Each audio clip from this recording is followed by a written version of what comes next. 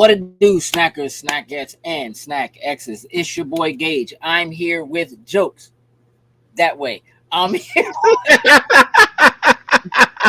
I'm here with jokes. No sin. I don't know where sin went. Wayne Tech. We don't know what happened. You know what I mean? He got Wayne Tech. But you are now tuned in to Loading Snacks Weekly, where we get together once a week and talk about the things that are happening in pop culture. And today we have a lot to cover. We're gonna talk about what's that, jokes? I was like, just the normal. Yeah. I mean, we're gonna talk a bit about Elden Ring. We're gonna talk a little about Superman. Oddly enough, we're gonna watch a trailer.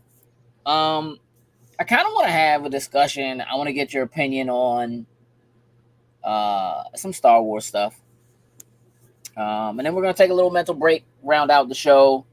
Doing some discussion for this last week of Men's Mental Health Awareness Month. So we're gonna have a discussion around there. Hey, Candace. But before we do that, Jokes has a job to do. Yes, sir. Sin has a job to do, but he's not here to do it. We'll see if he makes it back in before the end of the show. He tried. He was here, and then he was gone. And we'll see if we can have him do his job when he gets back. You know what I mean? But in his absence, we love all our Patreon supporters. 100%. You know what I mean? Jokes. Mm-hmm. What is your history with Souls-like games? I can tell you, I have not completed any of them. Okay. I've played them. I played Dark Souls 1 and 2. Mm-hmm. I've played Bloodborne. I've played Elden Ring. And I think I just do not have the patience to finish those games. Okay. It's not. Is that because I like the challenge. So normally you play very long games. Like you play 120-hour plus games. Mm-hmm. So it's not the length of, what length of the game. Absolutely not the problem. So like okay. I like the challenge, but I feel like that game is just like literally it is made for that specific hardcore person that just loves to sit there and just go hours on end trying to beat the same boss over and over again. Listen, for story purposes, cranked it down to easy just to get through the story. Those games are not that type of realm. So the challenge isn't an issue. Mm-mm. So then, because you like the challenge, then what is it you mean by not having the patience? Maybe more annoying is than anything else. I don't know the proper word to use for it. Like okay. I like going in, challenging and doing that. I just feel like those take a little. For me, maybe what it is a little more of the patience side. So really getting those timings on point. The rolling out of the way, taking your time before you can really get in and attack and be meticulous with everything. As much as, hey, look, he's back for like 10 minutes. OPC crashed this time. The OPC shut down on it. No. Yeah, that was different. But maybe, yeah, I think it's just that extra little bit of patience on there. Because otherwise, challenging games, like I don't have a problem tackling and going through for it. Yeah. I mean, I have been around for I don't care about them at all. I am not intrigued by the aesthetic or the look or anything about Souls-like games. There's nothing about those titles that is intriguing to me, except maybe for Sekiro. Which was just because, what's up, Heather? It had that kind of ninja sort of like, it had more of a like martial arts, Edo era kind of look to it, which makes sense because, From Software is the developers that did the Tenchu games, and I've been waiting for a Tenchu game, and apparently that game started out as a Tenchu title before they basically made it a Souls-like, right? And in terms of the way you move and you dodge, it's a lot faster and more kinetic and so forth, according to people. But I just don't have like it still doesn't quite draw me in. But if there is one, that's the one. That's the one that like every time I see it go on sale, I'm like, I might have to do it, right? But I remember like from the very beginning, from like Demon Souls on, people talking about how difficult the game is, but like that's the point of it, that like right, you get in and it's really difficult, but you start to get over that hump and you really start to learn it, and then you get good, right? That whole like get good thing, and people just seemed to love it. Not just that, but then of course with Demon Souls, like the aspect of like other people being able to play in their own game, but kind of like leave tips and things like as you go through like on there for it. You know, I feel like I just didn't give it enough time. I think for me, like normally with games, you know, you kind of want to jump in, access it a little bit first, especially if you try to play that like we get off of work, you boot it up. That's not the type of one that you probably want to boot up like after work. So you know, you start playing exactly. And I think that's probably where I run into it. I think if I take a day where I'm just off and go into it and start figuring stuff out, I think I'll be good. But when you come home and it's like, you know what? I haven't played Elden Ring. Let me go ahead and start playing this. And I'm like, nope, this ain't the one. So what's interesting to me is that right now, the internet, as the internet does, the internet is complaining about. So like the reviews for the Shadow of the Erd Tree, the DLC for Elden Ring, are like through the roof, 9s and 10s all over the place. However, the user reviews are like middle, right? Hey, Ma. And people are saying it's because it's too difficult. Like this is way too hard. This doesn't make any sense. It almost sounds like when Demon Souls first came out, when Dark Souls first came out. Like people are like, this is crazy. It's ridiculous. I paid money for this. It shouldn't be this hard. Why am I spending like 4 hours fighting the same boss? Right? And it's weird to me because it seems like you pay for what you get. That is literally what the game is. That's what you signed up for. You know, like, isn't that the point of like those games, is to have the difficulty and hit the spike and find a way to overcome it? And it just seems really weird to me that all of a sudden people are like, this is crazy. This is too hard. Why would they do this? Have you heard? Did you see any of this? Like over like the last week since the DLC dropped? I've seen from like the critic side that everyone's going good with it. I only saw like a few that were complaining about the difficulty on there, but I was like, I felt like that was the typical. There's always the few in the bunch that just didn't realize what they were getting into by buying it. But if you're at the point of being able to play the DLC, I feel like you shouldn't be complaining, because if I'm not mistaken, to play the DLC, you had to complete a couple certain areas of the game to access it. So that seems to be part of it. A portion of it seems to be that what they did was, in order to, what's up, Thomas? In order to, I guess, try to maintain some level of like what traditionally the difficulty for that kind of game is, they changed the leveling system for the DLC. So you don't level in the DLC the same way you leveled during the main campaign. So what I think is happening is people are like level 135, 190, and they're like, I should be walking this down. Like, I can punish anything in this game. I should be walking this down. And I think maybe people thought they were going to get the DLC and just like wash it. And now what they've done is there's this specific kind of item that you need to get that come from some tree. It's not an Erd tree, but whatever, like, you know, whatever that you have to get in order to level. And that is what you need, technically, I guess, in order to get strong enough to really be able to kind of move through the DLCs. But that seems to be part of it. Here's the other thing. I think the other aspect is people are trying to play a specific way. Like don't use the overpowered weapons and armor and be more like a traditionalist or however those souls people play or whatever, and making it more difficult on their self as well. Well, I think if you did that though, you're making it more difficult for yourself. I don't think you then go and complain about how difficult it is if you decided like I'm gonna try to do this without using the strongest weapon, or I'm gonna, Right. you know what I mean? Like that. I watch somebody going with like a shield build and destroy banners. Like y'all making this too hard. Y'all overcomplicating this thing. Go get the little things you were talking about. Had a shield build, was decimating the dude. Like it's so easy. Like just doing it this way. Like so.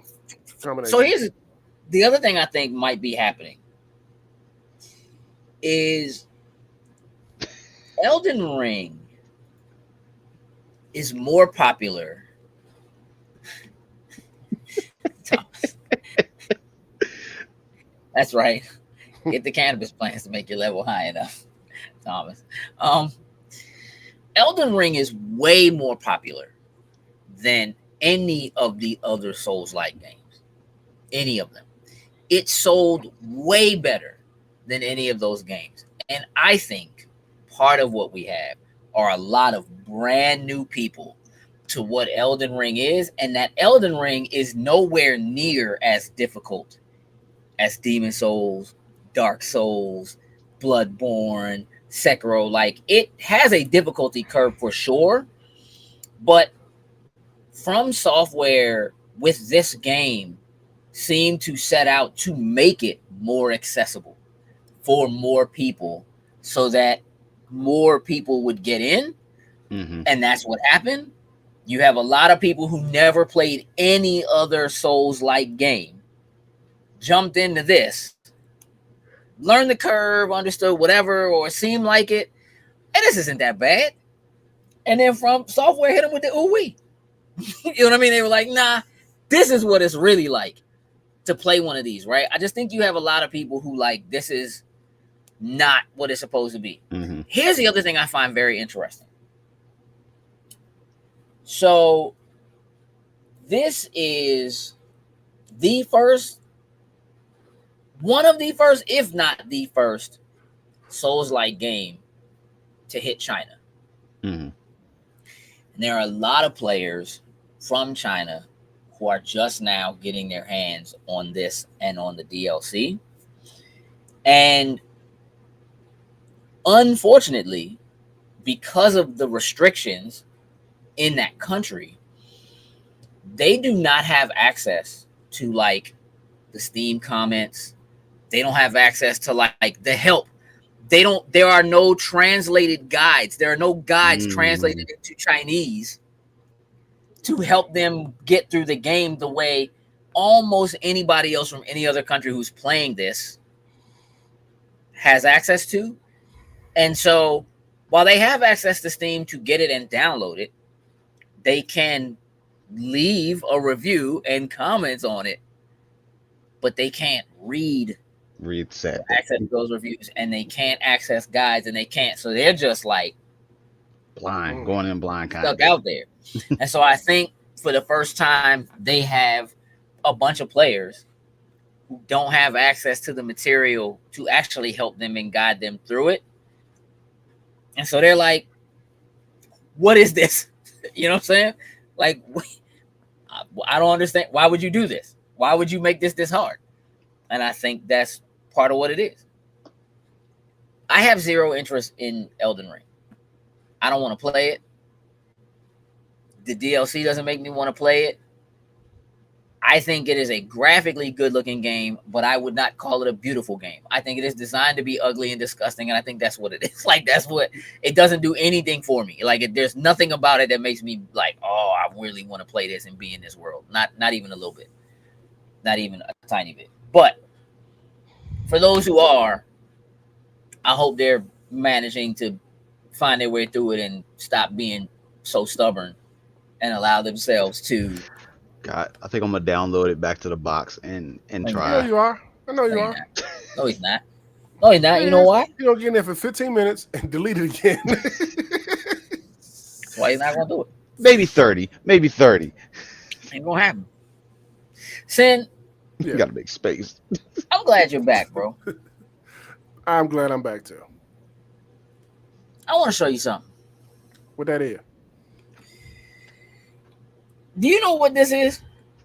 It looked like I was about to curse. No. It looks like weak ass Clark Kent. Hey, let me tell you how the internet right now is frying this joint. This is the first set photo of Clark Kent from the new Superman movie. They should be And frying. literally the internet right now was like, this the goofiest Clark Kent that existed. They are frying. Hey, listen, I definitely wouldn't look at that guy and be like, you look a little bit like that guy, Superman. So if that's what they're going for, perfection. Perfection. But isn't that kind of what it has to be? Isn't that like that just looks like a bad wig, toupee, whatever additional add-ins. He's cosplaying. And he just, hey, listen though. The only thing I'll say would be super cool though is if somehow he just do the quick little slick back like Eisen. I'd be like Eisen. I was about to say that. And then I'll be okay. No, he can't pull that. I don't believe he can pull that off. I was already say, don't try to give him. You know, I don't believe he can pull that off. No, he ain't got Eisen swag. No, Eisen got swag and Riz for days. Look at that. Oh, look at his face, his glasses. He look like, you know who he looked like right there? Oh God, I can't think of his name. Hey, don't stop there. Look at his hands, his suit. I was gonna keep going, but you was talking, so I was gonna keep going. He's about to be like, I hate the way that you walk, the way that you talk. I hate the way that you dress. I hate the way that you. Yes, look at him. Look at his suit jacket. Hey, shit. They not like us, though. No. If you like that joint, they are not like us, bro. Oh my They're God. not like us. I can't, bro. Oh man, listen. Tommy said, all I say is remember the backlash Michael Keaton got when Batman came out. This is not even close to the same thing, Thomas. It's not even close to the same thing. Michael Keaton got backlash because he's Mr. Mom. Beetlejuice. That's where his backlash came from. It has nothing to do with this actor or any roles he's played. It has everything to do with what Clark Kent looks like. Dressed like this. Nobody looked at Michael Keaton as Bruce Wayne and was like, oh, he's too goofy. He looks too goofy. Like, they might have felt like Michael Keaton played characters that were too goofy before that to be Batman. I certainly understood the surprise. He looked like ankles. He looks like a bum or whatever word, like a Channing Tatum wannabe, like off a Wish or something like. Oh, he looked like Clark Kent from Tubi. Like I will tell you that this looks like comedy to me. 100%. And here's the thing. James Gunn is a comedy dude. Mm-hmm. But that, I'll be honest, like that looks more like they're making fun of Clark Kent and of Superman than it does like, oh, that's who he is. Like that's what it's supposed to be. And I'm not. I mean, look. I'm probably going to make fun of it no matter what happens. If it's good, I won't have a problem saying it's good. I have my doubts. Because I only have limited faith in James Gunn. And I certainly have limited faith in Superman as a property. And in terms of being able to tell a good story in a movie. I think they've done really well in multiple cases with Superman / Clark Kent in television form, long form, watching him grow over time. Agreed. From Lois and Clark, Superman and Lois, all of those things. I think they do a much better job with that. But trying to kind of crunch it all down into, you know, movie, a 1.5 to 2 hour experience just tends to not work really well anymore. And so I am really interested to see what story they're choosing to tell and how it ties into the kickoff of the new DC universe. Mm-hmm. You know, so like I'm gonna be on board because I need to be at the beginning of this to see where the train is going. Agreed. But like if it's not good, we're gonna be the first one to say that. In line. Yeah. To launch my complaints and say why I think it's, you know, not not worthy or it's not good. And look, I think you got to give it the college try, right? Like, I'm not mad at them making the attempt. I think it's probably worth it. At the same time, I guess I feel like in the same way, I don't really want Marvel's MCU to revisit the same X-Men we've already seen in movies again. There's plenty of mutants, plenty of people who've been on X-Men teams that you could do it without touching almost any of them. I'm really in this place where I feel like DC has to get away from feeling like they can't do anything successful without having their holy trinity at the helm of it. You don't need to center everything around Superman. He cannot be there at all, for all I care, right? But there are plenty of characters that they could, push for. So, what up, Shay? Hey. Always good to see you. Love and miss you too. Hopefully, we'll see you at some convention somewhere soon. Yeah. Yeah. So, I would much rather see them go away from Superman altogether. But I think he's one of James Gunn's favorite, whatever. So, yeah. And so again, like, sure, take your shot. That could be a good thing. Like, but it's just DC in live action right now. Like, it's just not working. But like you said, but none of it has really been under James Gunn. True. Like, nothing that we've seen so far has really been under that. Thomas says Superman can tell a good story. Lex Luthor can't be the main villain. He should be behind the scenes throughout the DCU, pulling the strings, ultimately culminating in 8 movies down to the Legion of Doom kind of storyline. 8 movies with Superman is too much, but I get it, right? If you do a Superman, a Batman, a Wonder Woman, that's 3, right? Mm-hmm. If you give each one of them a sequel, that's 6. You know what I mean? You form a Justice League, and then you have a finish to the Justice League. That's 8 movies. It's gonna take 15 years. Yeah. Maybe, you know what I'm saying? But you gotta hope that they actually stick and land, because otherwise we may not make it. The problem with, I go back to the same thing I always go with, and I know people say this in comics or whatever. Baltimore Comic Con for sure. Okay. Working it and doing my first cosplay competition there. Perfect. Looking forward to seeing you. Make sure you reach out. Let's talk about some stuff before we get there. Put some things together, Shay.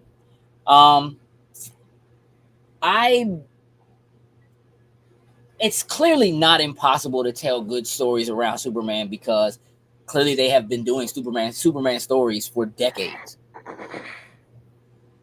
That doesn't mean that it gets hard. It doesn't get hard to tell good stories that people don't feel like they've either already seen, or people can't in their own heads figure out how he can get out of said situation, because his powers are technically limitless, right? And let's just face it, Kryptonite's corny. Mm-hmm. It is, right? And so you really kind of have to dig into his other weaknesses, which is mostly people. Red Valkyrie says, also, all the issues with Marvel and DC are why I've been leaning so heavily into the indie scene. I mean, I get it. Thomas says DC needs to follow Marvel's format. I mean, you're right. They do. They just should have done that a long time ago. Yeah. Instead of attempting to jump the gun and jump basically directly into a Justice League, almost directly into a Justice League, right? Or, Batman versus Superman was a mistake. But again, that's all hindsight, right? So at this point, again, I am willing to give the benefit of the doubt to James Gunn and what he wants to do moving forward, having not only really seen and taken lessons from Marvel, but having worked on Marvel films within the cinematic universe, right? And being able to kind of pull that and apply it going forward. Thomas said also they cannot do origin stories. They have been done. Depending on the core characters, I don't think they need to. Yeah. If it's somebody brand new or something like that, you probably need it, or it's got to be an origin story within somebody else's. Like, I think Marvel did a good job at planting those seeds, like Black Panther showing up in somebody else's movie first before getting his own. Spider-Man being introduced into the MCU through Civil War. They could do it that way if done correctly. Yeah, maybe we'll see. Again, for me, I would like to see DC go away from the Justice League. I would really love to see them go after. They do have a lot of really good, really strong heroes or sidekicks. You know what I mean? Like, I'm a huge proponent of Young Justice. Mm-hmm. I think that's the best thing they've ever done is Young Justice. But it's harder to necessarily pull that off again in movie form and what have you. And you kind of want to rely on, I understand from a business standpoint, wanting to rely on what you figure is the sure bet, right? One that, like, look, if you put out a Superman movie and it tanks, and I mean like tanks, it's, you spend 150 million, 200 million to make it and to advertise it and whatever. And let's say it doesn't even make back what they spent on it. Mm-hmm. You won't hurt the Superman IP at all. True. Like, Superman will still, so it is a much safer bet. And you have to remember that we say DC, but more than DC, we're talking about WB, who as a company is more or less in some form of shambles and has been for a number of years, right? Like with the whole AT&T thing, the like Warner Brothers and HBO and who owns who and trying to sell off properties. And I mean, it's across the board. And so what WB chooses to do and what decisions they make and how they may hold or force James Gunn to do one thing or the other still remains to be seen. And so even if this doesn't work out, that doesn't necessarily mean it's going to be James Gunn's fault.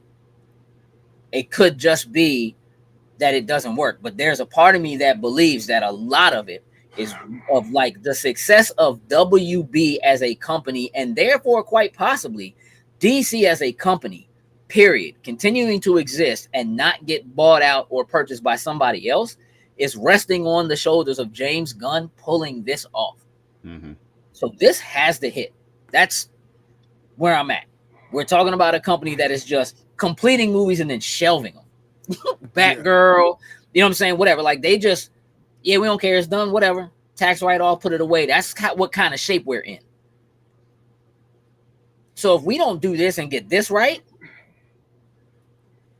even if you don't sully the name of Superman and you can still sell comics or you can still do animation or whatever, if it tanks you from a business standpoint and you can't afford to do anything, it won't matter if the name still means something if you can't afford to make movies, TV shows, comic books, print things, ship things, any of the above, and you're just like, we got to sell this off, which is totally a possibility given the way things are right now.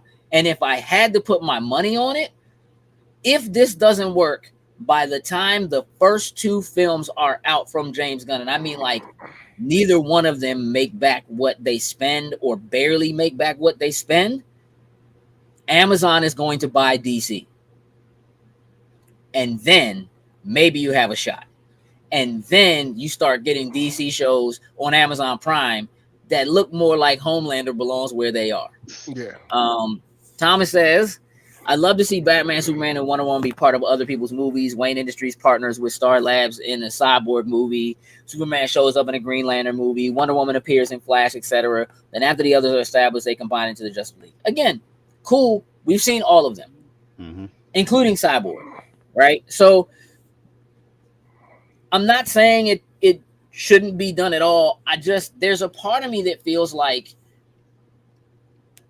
the idea of trying to frame what DC is or has to do in terms of having a cinematic universe around the ultimate culmination is a Justice League movie. A Justice League movie against who? Darkseid did that. You understand what I'm saying? Like, what can they do that they didn't already do and not do well? Why does it have to be the Justice League? Is there no other team in DC? Is there nobody else that I mean, like, when you say like DC just needs to do what Marvel did. DC outdid what Marvel did. They did what Marvel would have done if Marvel had the X-Men. They didn't. Mm-hmm. Marvel took C/D tier characters in the Avengers, because we can't pretend that's not what the case was. Captain America, Thor, Iron Man, come on, man. Nobody really cared. But it was what they had, and it was what they had to work with.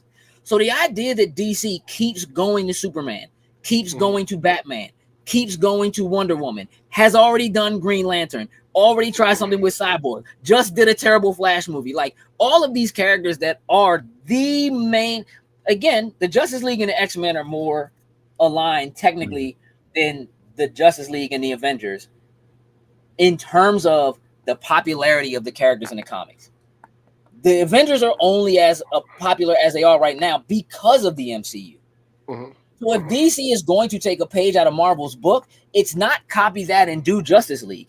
It is copy that and find other C/D tier characters you can have a really cool story with and build something around, like a Watchmen.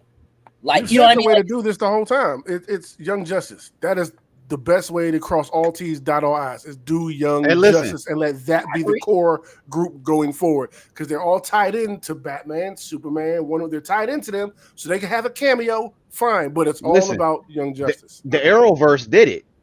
Like, honestly, the Arrowverse on CW did it. It was executed, unfortunately, as we got further down with so many seasons. Once you finish Crisis, then it's over. It's kind of fizzled, but it's like that was a good catalyst of everything that you had right there. I mean, doing Green Arrow was a good move, right?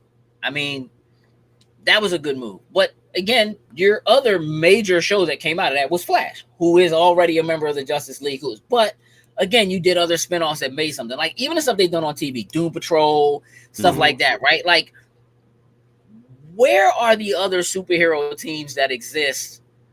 That, like, and again, I love Young Justice.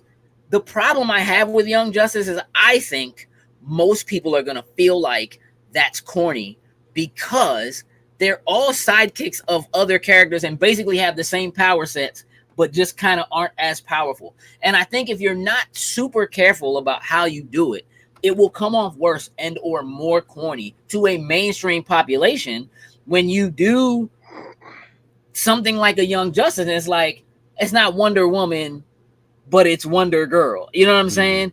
And it's not Batman, but it's Robin, but we know where Robin came from, you know, or whatever. And it's not Aquaman, but it's Aqualad. Like, all of those things are like, I don't know if that really works. And I think that that's part of what Marvel is running into now by when they didn't necessarily have the X-Men and mutants to kind of lean on going towards the future. One of my biggest concerns for them was, all right, so we're doing Young Avengers. But if we do Young Avengers, then we're basically just replacing people with the same characters that have a slightly different power set. You know what I mean? Like, the powers are basically the same. The attitudes maybe are a little different, right? The characters are a little bit younger. But it's still a Hawkeye, a Hulk, a Captain America, and it's still those same kinds of characters, but it's not those characters. And I think when you do that, you run into a weird kind of uncanny valley where it feels the same, but it's different. But it's wrong. Exactly. You know what I mean? And so I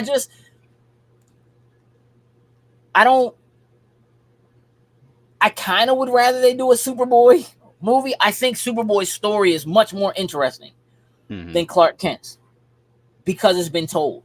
And I think the idea of kind of having someone who looks at Superman as like a father figure and a Superman who's like, I don't want nothing to do with you, dog. You ain't my child. Kind of like a Goku, you know what I'm saying? Like a Goku vibe. Like, you are a test tube baby. Yeah. You ain't got nothing to do with me. Right. I think that would be interesting. I don't know that people would buy it. You know what I mean? But I do think that there are characters like I'm telling you, I would love to see a movie that is based like on the Question. Question has ties to everybody. You can certainly talk about all the people that exist in the universe, but it's just It's a detective story. You know what I mean? And it could be really dope / cool. It's gonna look terrible because he don't have no face. None. Just smooth. But I'll keep it a buck. If you gave me a Zatanna movie and tied that to her father, you know what I'm saying, Zatara somehow, and like started going that direction, I might be way more in. Mm-hmm. You know what I'm saying? You give me a young female magician who knows and kind of plays in that world. You get some of the dark elements that come from what's going on in DC. You can tie it into the other stuff, but it's something new. It's different. It's interesting, and we haven't seen it on screen before. There are ways to do that I think absolutely could work. And I think there are plenty of people, actresses they could pull from to do that role. And you don't have to say it's DC. Let's not act like DC didn't do a Jonah Hex movie. I'm not saying they haven't tried something. Yes, they did. Before. Which means like, okay, you know you got access to these characters. Let's go down that route. They don't they don't have their Moth guy or someone that got like an animated joint coming up on like Max or something. Something like a super low tier cheap character. I don't know. Maybe. I mean, I'd be all right with that. I mean, again, give it a shot. You could lean into saying like, or throwing some Easter eggs out there that show that they exist in this world, but you don't necessarily have to like. You don't have to throw it. You don't have to like wham here. You know what I mean? Like you just don't have to.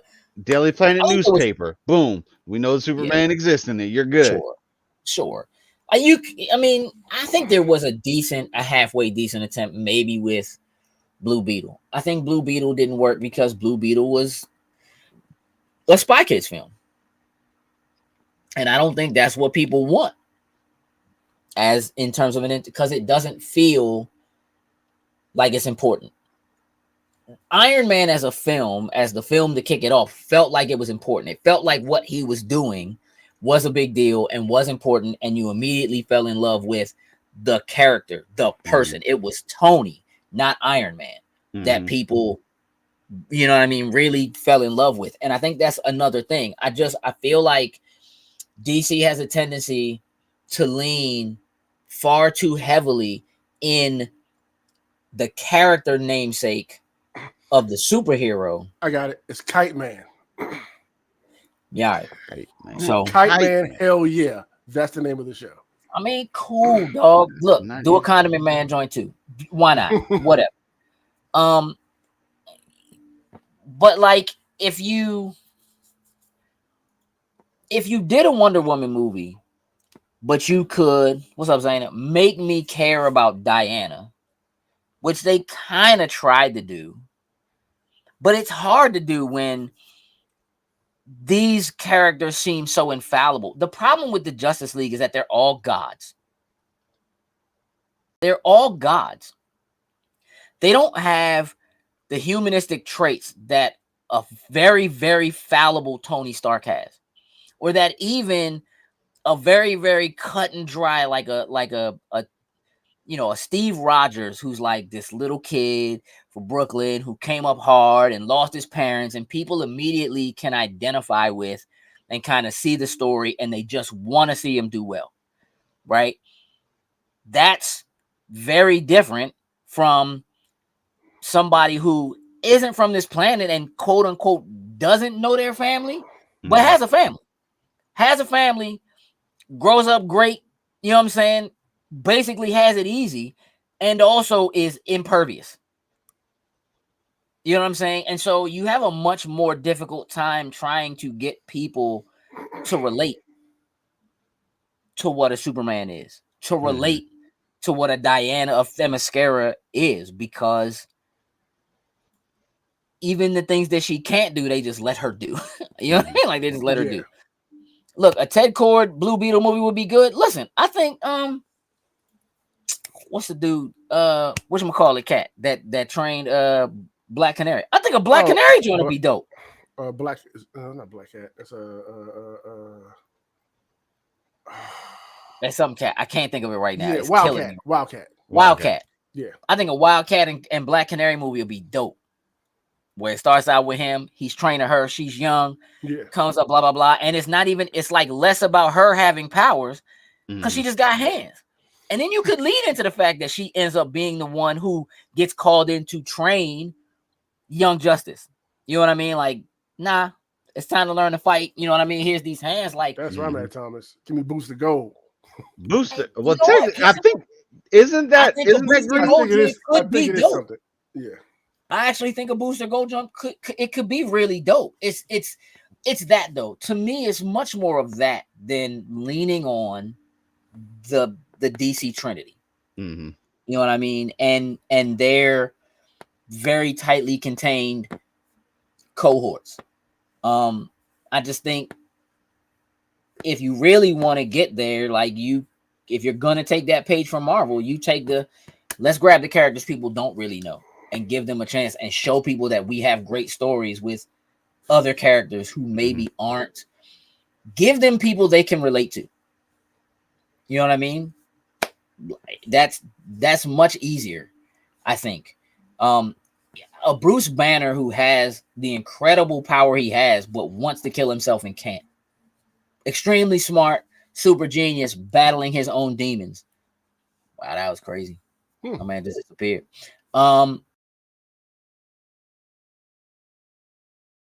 I think. Oh no! Oh no! Jokes, you kicked us all out. You know what I mean? I think that would be. I think that makes for a better story, and I think way more people who aren't already DC fans might fall in love with those characters and want to know who they are and call them by their names. They're not saying Black Canary, they're saying Dinah. You know what I mean, or whatever. Like they're not. You know what I'm saying? Like those. I think that's what would make it stand out. You know, if you think about it, if you watch the first like 10 MCU films, you don't really ever hear anybody call anybody by their superhero name. They refer to each other by their civilian names. They're people. We call them Steve and Natasha. You know what I mean? Like that's what it is. That's the difference. Like that's really what the difference is between that's the part the MCU actually really got right. I think everything else that we always talk about, how good the powers looked and what the special effects look like and who was right. Is it Cap or is it Iron Man? At the same time you're having those conversations, you were having conversation about who's right, Steve or Tony. You know what I mean? Like those things. They never said Scarlet Witch until like 2 movies ago or something like that. Like, you know what I'm saying? Like she's Wanda. Yeah. Even in her own show, dog, it was WandaVision. It wasn't, she was Wanda. So, like, they didn't lean on those things. They used their government names. That makes a difference in the way that the audience feels when you snap everybody away and people actually feel it and are upset. There's not a Peter Parker disappearing going, Iron Man, I don't want to go. Gosh. It's Mr. Stark. Yeah. Mr. Stark, I don't want to. You understand what I'm saying? Like they're using their government names. That's the difference. And like, if DC gets that right, if they get the Clark, Bruce, like if they get that part right, they might pull it off no matter what they do. But until they get past like the hubris of we have the biggest characters, we have the first superhero ever, and he's the most impervious. That's why we don't like him. That's why we don't like him. That's the whole point. He's too strong. He's too tough. I can't relate to that. You know what I'm saying? But you know, I can relate to his enemies. Right, Sin? All day. You know, I think that there's a possibility they pull it off, but I do think that like there's so much writing. I think the kind of pressure that somebody like a James Gunn has to be under, not that they're not paying him incredibly well, but like I think the kind of pressure that the James Gunn has to be under to get it right not just for the sake of getting it right, but again, I think that there's a lot of what this company is and will be in the future riding on the success of what he pulls off. And bro, if it's gonna be this, great value Superman, Clark Kent. I'm concerned. That's all I'm saying. I don't know if Safeway, Giant Brand, Costco, Superman can do it. The Care One version, nah. Yeah, whatever that is. Man, Sin, What's up? let's watch a trailer. Oh yes. 497, 498, 499, 500. Let's go heavy. Yeah, got it. Looking strong, Nick. Go on, brush your shoulders off. Red one is on the move. Evening, ladies. What are you so excited about? Of course, your boyfriend's here. Okay. Who's with Red? Reach! Someone took Nick. We're gonna find him. I'm bringing in Jack O'Malley. He's probably the best tracker in the world. The guy's a legend. And he's my baby. What am I doing here? Last night, Red One, also known as St. Nicholas of Myra, was abducted from the North Pole complex. Are you saying Santa Claus has been kidnapped? Garcia? What the hell? You can't trust this guy. He's on the list. You don't mean... Yes, that list. NL4. Are you telling me this clown is a level 4 naughty lister? A level 4 naughty lister? Oh, is that funny to you? You're gonna help us find Nick. Come on, let's go. Grab a car. For what? You don't have a Wonder Woman action figure, do you? It's not how it works. Come on. There is much in here that is not of the natural world. Who's that? Krampus. What are they doing? They're playing crappish flop. I think if you don't need me here, I might just go back to the car. We need to prepare for the possibility of no Christmas. There's worse ways to go out than trying to save Santa Claus.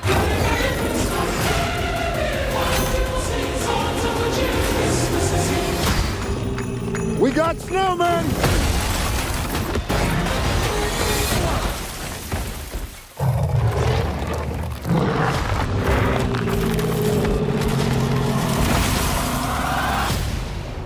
That was so disturbing.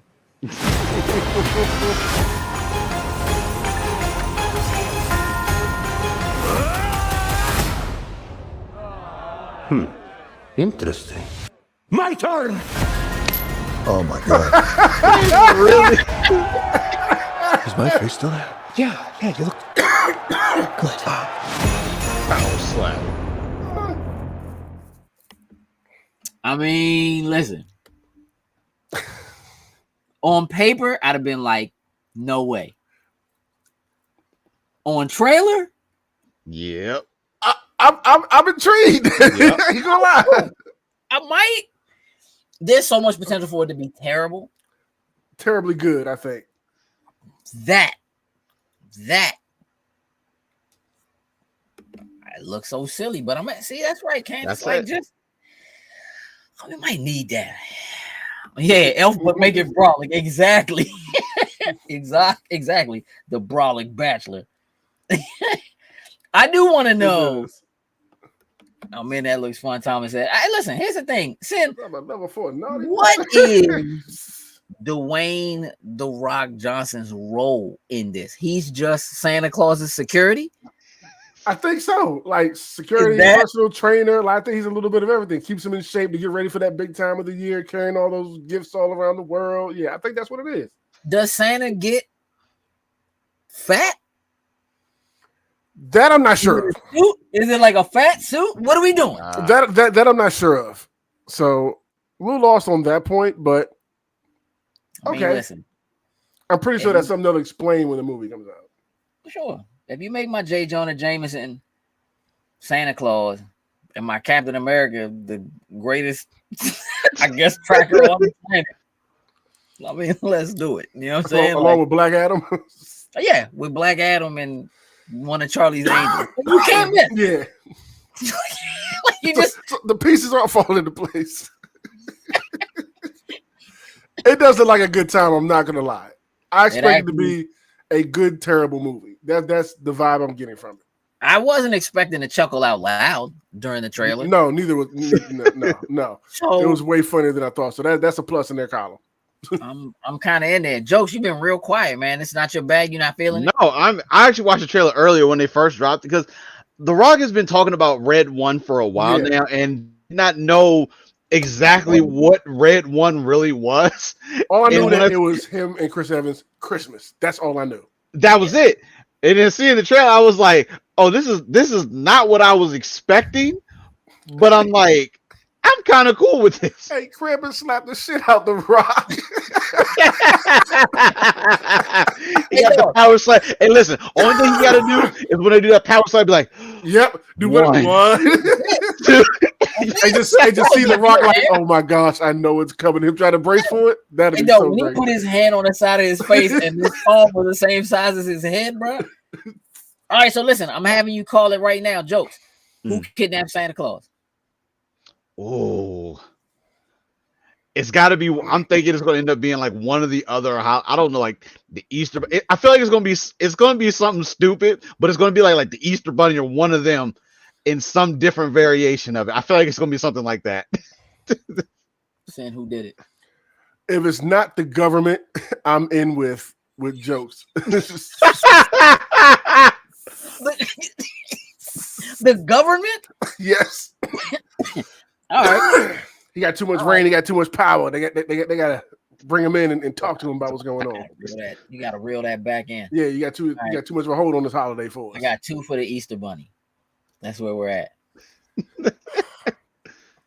2 for the Easter Bunny.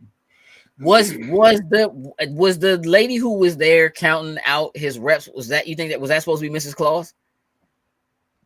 That's what I was thinking. That's the vibe I got going into it. Too young. She did by comparison, but like that. Yeah. But also Santa Claus was too swole. So like I don't know. Hey, listen, Santa just got to the point in life he was just like, you know what? Ma said Tim Allen kidnapped him. Hey, that's what I'm getting. Hey, look, that'll be fire. If it ends up being Tim Allen, this movie gets a 10 from it. Will get a 10 from me if Tim Allen is the person that kidnaps. 100%. Let's go with that. U.S. Which government? U.S. Of course. Can't be just riding the North Pole. We want the North Pole. You can't have it. Straight up. You can't stake claim over this all by yourself. Nah. Yeah. All right, so look, let's have a brief discussion. God, let's try to keep it brief. I got Grand Theft Auto to play. Like, I do that. We got bounties to go get. Do we? About the future of the Star Wars franchise. I bring this up because we're getting a new episode. Actually, a new episode will be live now of the Acolyte. But we're halfway through the journey that is this new show showing the High Republic within the Acolyte. I don't want to do spoilers for the Acolyte. If you want spoilers, look up Spoiler Boys. We've been having a great time discussing the first 4 episodes.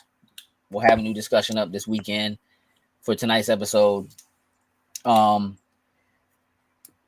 there's been a lot of discourse within the community. And I don't mean like leaving out like the racial discourse of like just the stupid stuff, the wokeness kind of part of it. But like the people who are saying things like this is ruining or making the story of like Anakin Skywalker say not important anymore. Like that whole thing that it's bringing that down. Have y'all seen any of that? Seen a little bit of it. I don't really want to get into whether it is doing that or it is not doing that. Because I'm not positive we could really have that discussion without getting into Too spoilers. much. What I want to know is not necessarily for this show, but as a franchise. Not that we don't have some announcements about some things that are coming, but like, where do you think the franchise is headed? In other words, what is the purpose of having a show like the Acolyte in existence? Where do you think they're trying to go? Jokes, I'll start with you. My hope is, like, we talk about stars, so galaxy and everything, is taking it into a place where we can move away from Skywalker. Like, I get it, Skywalker for decades has been the main focal point of Star Wars, but as we've been able to see little small pieces here and there, obviously the galaxy is a big place and other things can happen. Obviously, Jedi, Skywalker, they go hand in hand, whatever, cool, whatever.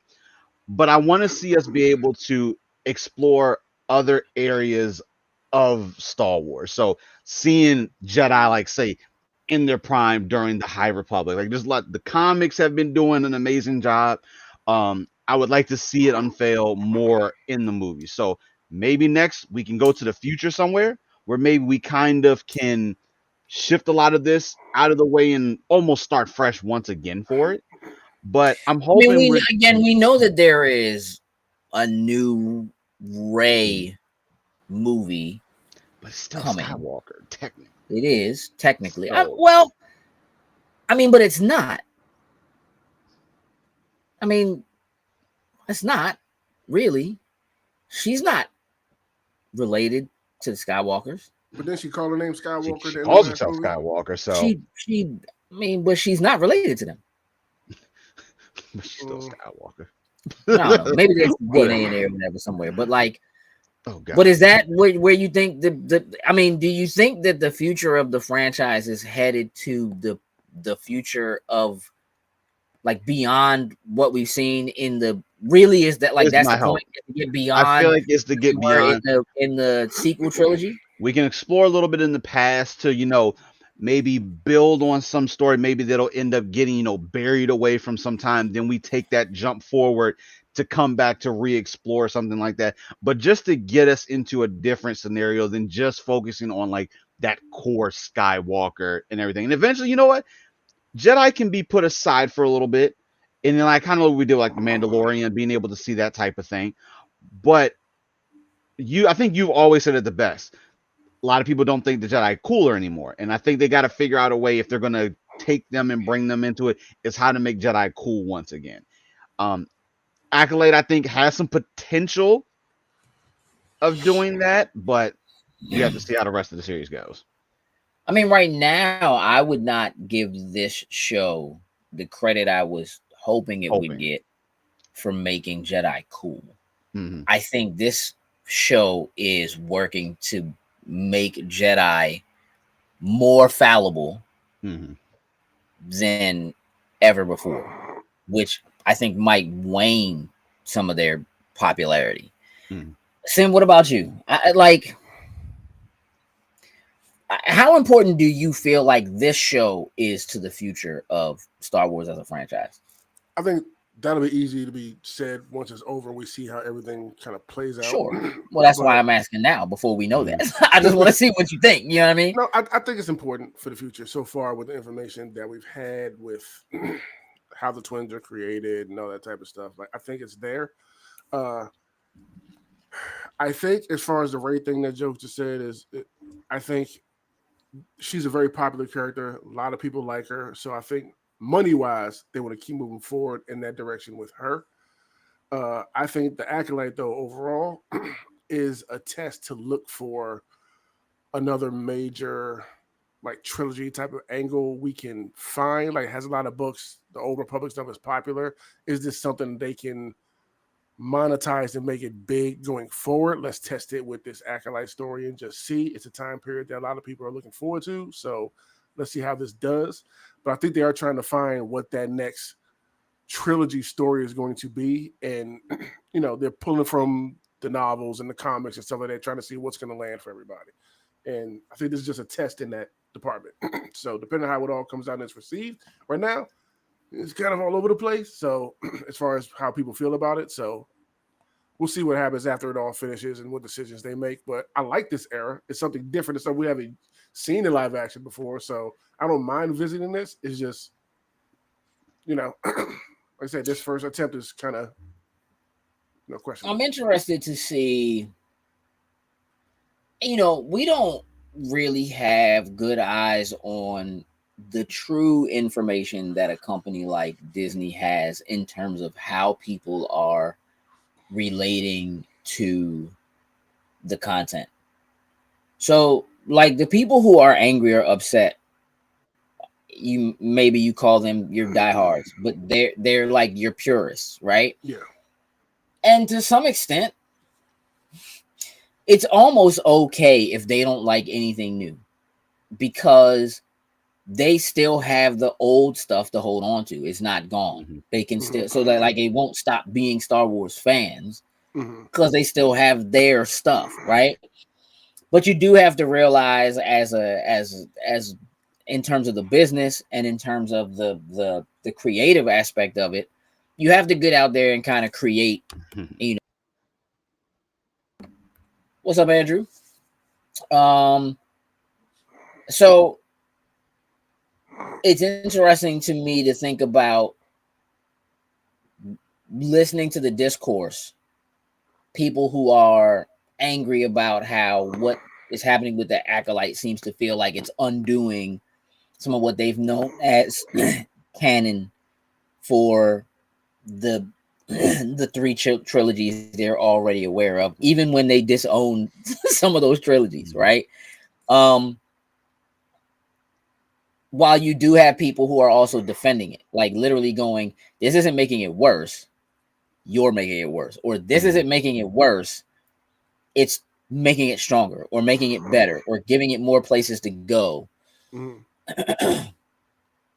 What I think is more interesting is the people who don't care about any of that are people who don't normally watch a Star Wars, don't care about 4, 5, and 6, aren't necessarily fans of the prequel trilogy, but maybe they did watch the sequel trilogy or whatever. Are they watching this?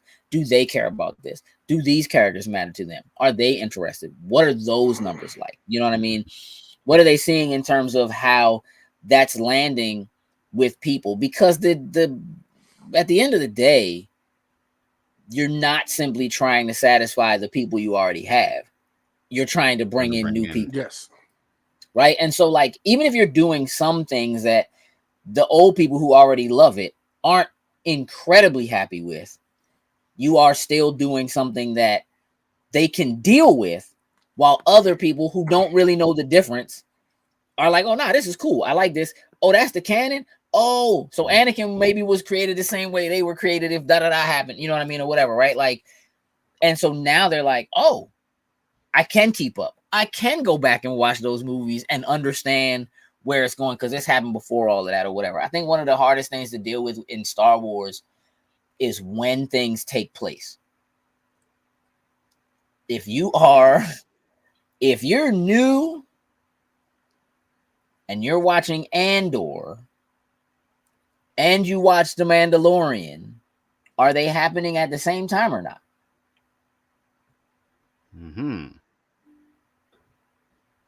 What does one have to do with the other? How does one affect the other?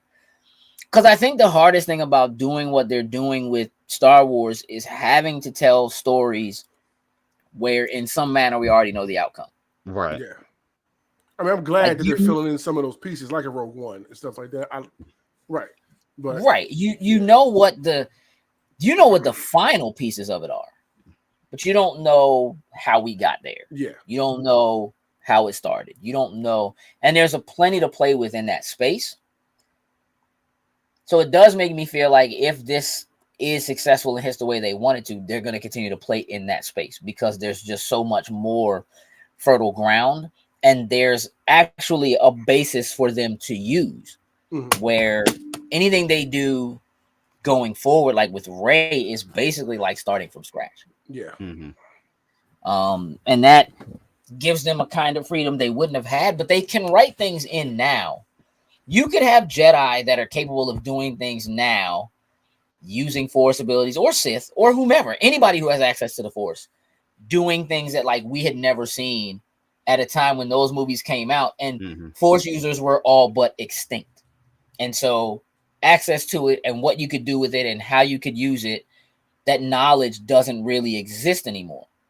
And if you show characters doing those things with the Force now, like in this timeline, then it gives you a lot more freedom to be like, nah, Rey could do this, right? Or she could train somebody who can end up doing this, or they could, you know what I mean? Like there's you're actually giving yourself the freedom to create there without people going, yo, Jedi can't do that, dog. This doesn't make any sense. You know what I mean? Like that, like honestly, probably one of the biggest issues that people had with the sequel trilogy was the Force dyad thing. The like, these two who like aren't related, but for some reason they can like talk to each other, and they're so specially in tune to each other with the Force that they can physically hand lightsabers to one another across like space and time. Boy, if you don't stop playing with me. But here we are, hundreds of years before the first movie takes place, before episode 1 takes place, where you have a Force dyad. And it's like, maybe this explains. And you're canonizing those things and making it be like, now if you go watch those movies, they'll be like, oh, all right, yeah, that makes sense. You can do that. They can do that. You know what I'm saying? Where when it happened, when you watch it, you're like, bro, that is not how the Force works. It's not. And I know, because I've seen them all. You know what I mean? Like I know. Now you're writing things into canon that are able to change what the future of it is. That's what I think is happening here. I think what they are doing is they are writing into play canon that not only makes those movies that are like so to a lot of people better and makes them make more sense, but also gives them the freedom to create and do things that they otherwise wouldn't be able to do by saying like, nope, there were people who could do this hundreds of years ago, and there are ancient texts that show you how to blah blah blah, and they could just kind of. That's where my brain went. They're not trying to spoil stuff, specifically with just episode 3 when they get into the background of the twins and how they came to be. I said, oh, first thing I thought was, oh, they're tying that into Anakin or whatever. So now instead of that just sitting out there being a thing, we're actually getting some story to how that became something. Yeah, exactly. Because people always hated it, so it's bothering me that people are mad. Like, all right, I mean, I'm good with that. We're gonna round the show out. It's almost time to shut it down. So you're gonna have a job to do because you didn't get to do it at the beginning. However, before we do that, we're gonna take a quick mental break. I just want to have a little bit of a moment. I posted something the other day. It was an old post. It was a repost. That I think I got a lot of responses when I posted it from people that liked it or said that it spoke to them or that maybe even had questions about the post. And the post was that sometimes you deserve to forgive more than they deserve to be forgiven. And I want to dig into that a little bit because I think it sounds simple. Like, I think it kind of speaks for itself. But I don't necessarily think that that's the case for everyone. And I think a lot of times we can do ourselves much more harm by not letting go of the anger or the frustration or whatever it is that we have towards whomever it is. And that tends to end up causing us more stress and making us angry and having us have a bad day. And so our inability to forgive the person who we feel like wronged us or we're upset at doesn't make them have a bad day. It makes us have a bad day. And you're only upset with them because you didn't deserve what they did. At least you don't feel like you deserved whatever it is they did that made you feel that way. So you kind of have to take your own advice and realize like, nope, yep, I don't deserve to have to be angry today or to be frustrated or to not have a good time at this function because of so-and-so. And so I think what happens for a lot of people is we tend to choose not to forgive because we believe that forgiveness is for them, and it's not. You can't forgive someone. Like someone can ask you for forgiveness and you can say, I forgive you, and it might make them feel better. You can forgive without them ever knowing it or without having to say it, because the forgiveness is for you. Forgiving is giving yourself your sanity, your stress level, your good times back to yourself. Forgiveness is a gift to yourself. And when you can't forgive, you suffer for it. They're not suffering for it. All that means is you're in a place where you have to be vengeful or look for revenge or try to find ways to make them feel the way you feel. That's not your job. That's karma's job. That's karma's job. So in terms of just finding a way to allow yourself to get the mental break from feeling like you were wrong, it doesn't mean you weren't. You may have been. And they may absolutely 1000% be at fault. But you are only continuing to suffer because you won't let it go. And letting go and forgiving are similar, not exactly the same. I'm not a person who really believes in forgive and forget. But sometimes what they did to you that made you feel what you feel, they don't deserve for you to give them forgiveness as much as you deserve to be able to forgive them so that you can move on. In many ways, you being able to forgive, find happiness, move on with your life will cause them suffering in some way. That they see that it's not affecting you. It's not holding you back.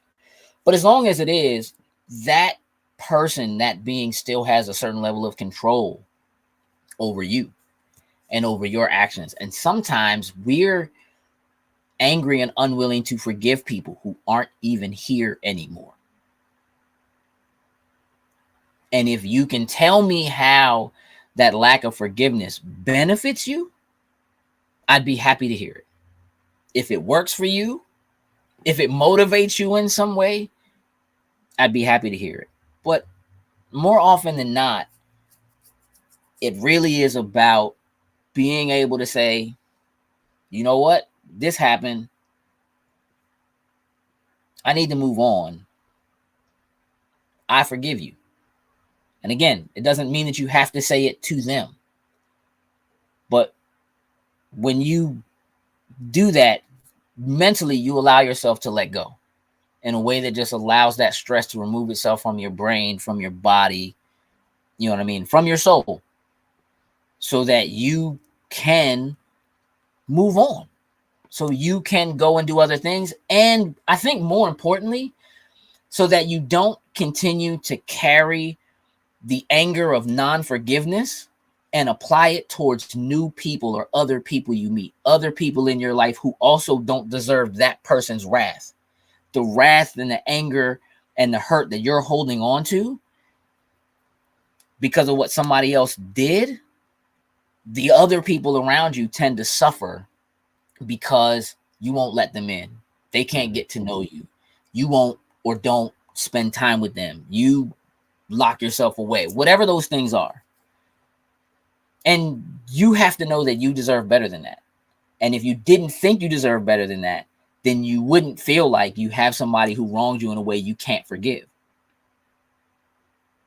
The fact you can't forgive is telling you, you know, that shouldn't have happened to you. That means you know you deserve better. And that means you have to know you deserve to forgive yourself. So it's a lot of food for thought. I think it can be a lot to unpack. But in a nutshell, the statement itself that, you know, sometimes you deserve to forgive more than they deserve to be forgiven. And it's okay for you to go ahead and forgive, even if you feel like they don't deserve it, because you deserve to forgive more than they deserve to be forgiven. So give yourself that treat. That's kind of where I'm at on that. Do you guys have any thoughts or anything like that on that before we close out? No, I got nothing to add to it. Nah.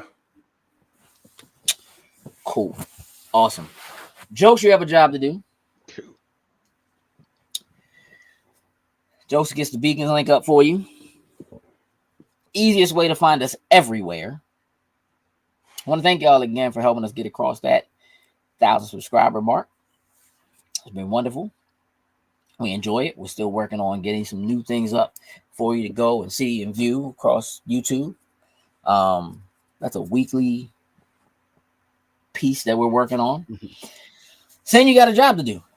Yeah, so let's shout out our top tier patrons, starting with Anthony Cunningham, Marcus Houston, Susan Dortch, Tyrone Carson, Meticulous Skin, Alex Lee, Ellis Mbe, and Kermit Ferguson. Thank you very much. We truly, truly appreciate it. That we do. Look, BlurCon's coming. A couple weeks. It's gonna be a long weekend, packed with fun and activity. We're looking forward to it. If you didn't get a chance to check it out, we did. We were a bit late, but we did have our discussion for Leon the Professional last night. That'll be up for you to view. It'll be in our like Spotify. You can get the audio and all that later. Right now, you can watch it on YouTube. It's there for you to check out if you would like to do that. It's on our Facebook if you would like to do that. By all means, it was a pretty good discussion. We'll let you know what the movie for next month is as soon as we know what the movie for next month is. We're still making some decisions. Jokes. Not that it isn't always happening, but there's wrestling happening. Talk to me, buddy. So wait, this don't weekend, talk to them. Talk to them. Yeah, talk to them. Big event for the weekend. AEW is coming with Forbidden Door.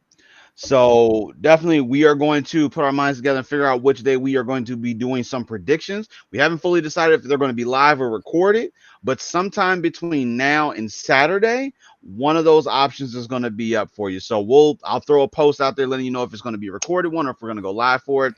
Forbidden Door is on Sunday. So we want to make sure that you guys can get in, watch that, make your predictions alongside of us. Also, of course, the latest episode of The Finisher is up for you guys to go and watch. Good conversation. We kind of continued a little piece from last week talking about some of these promotions that WWE is working with. And after Triple H had a little conference and talked about some other things, it looks like we're going to have even more to talk about.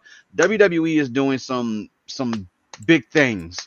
Me and Sin had a little discussion during Snacking and Hanging, actually, for a little bit, talking about how we feel about 2024 in wrestling. So I think we may be having that as an actual discussion on The Finisher as well, too. Sin. Yo. Not unlike wrestling, anime also never goes away. Yeah. Yeah. Let's talk about it. Yeah. So first off, this weekend is pretty much the end of all the spring animes. So our new weeklies, I'll let y'all know, we'll be starting up soon. Give us a couple weeks for the summer stuff to kind of get started. And I'll put a post. I'll let you know what we're watching every week. Thriller Park this week. Episodes I think 18 through 20 of ReZero we'll be watching this week. I cannot recommend this show enough. This past week was some of the most emotionally gut-wrenching things I have seen in anime, but it's so well done. And even though you are emotionally broken watching the show, you cannot turn your eyes away. Like, it's so well done. Your gut wrench? It's gut wrenching? Oh yeah. Wrench? Oh yeah, 100%. Yeah. Would I like it? Yes. I think so. No, for real. Action is top notch. Quality and everything, like I said, production value is through the roof on this show. Okay. Voice acting is 10 out of 10. Like, they hit on all syllables within the show.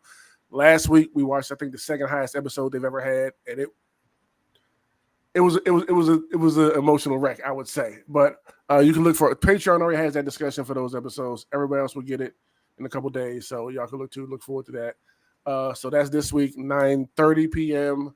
in the Discord. We'll be watching those next episodes. And also this weekend, a few of us admins are going to the theater to go see Blue Lock, the movie, episode Nagi. So look forward to a Spoiler Boys on that also. So fingers crossed that's good, because I have some ideas of why they did the movie like this. But yeah, that's all coming up for you guys. All right. I think that does it for us. It's been a solid 90 minutes of nonstop talk action. And so we're gonna go, knock out some bounties, Grand Theft. I mean, a couple of us are. So listen, I want to thank everybody for hanging out, for joining us, for jumping in the chat, for sharing your opinions. It means the world to us. We're glad you're here. Go find someone to forgive. Jokes, tell them what I need them to hear. Remember, y'all, just because you have a well thought out plan doesn't make it a good idea. That we're out. Toodles and lose.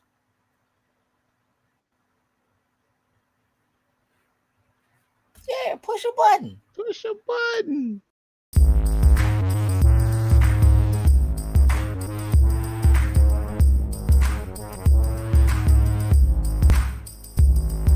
Loading snacks.